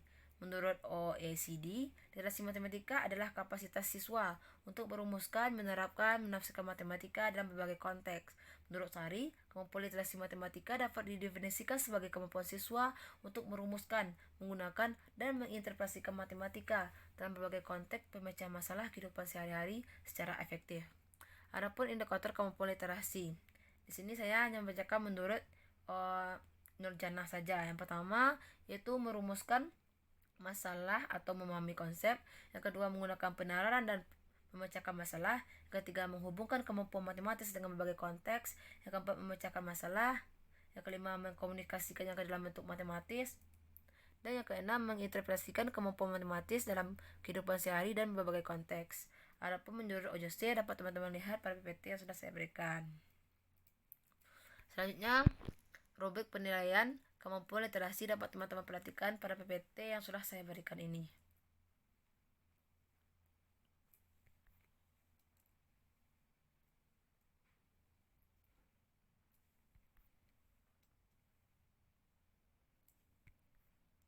Nah, lalu yang terakhir itu kemampuan high order thinking. Yang pertama itu definisi kemampuan berpikir high order thinking. Kemampuan matematika high order thinking adalah kemampuan merumuskan, menggunakan, dan menafsirkan matematika ke dalam berbagai konteks yang di dalamnya berupa benalar secara matematis, berpikir tingkat tinggi, dan menggunakan konsep, prosedur, fakta, dan alat matematika yang menjelaskan fenomena. Nah, indikator kemampuan berpikir high order thinking. Yang pertama itu menganalisis. Subindikatornya membedakan, mengorganisasikan, mendistribusikan. Objek pengetahuannya konseptual. Lalu indikator mengevaluasi, subindikatornya itu memeriksa, mengkritik, objek pengetahuannya prosedural. Lalu indikator mencipta, subindikatornya merumuskan atau membuat hipotesis, merencanakan, memproduksi. Objek pengetahuannya itu metakognitif. Nah, yang ketiga ada prinsip umum dalam mengukur HOT menurut Brockhart 2010. Yaitu yang pertama tujuan dari penilaian harus ditentukan dengan jelas dan tepat. Lalu yang kedua, tugas atau item tes yang didesain harus menuntut siswa menggunakan pengetahuan dan keterampilan. Yang ketiga, menentukan apa yang akan diambil sebagai bukti sejauh mana siswa telah menunjukkan pengetahuan dan keterampilannya. Yang keempat, memfasilitasi siswa untuk berpikir, misalnya menggunakan teks pengantar, visual, skenario, atau berbagai macam masalah. Lalu selanjutnya menggunakan bahan-bahan baru bagi siswa. Dan selanjutnya membedakan tingkat kesulitan mudah atau susah dan tingkatan berpikir lots dan HOTS dan kontrol untuk masing-masing secara terpisah.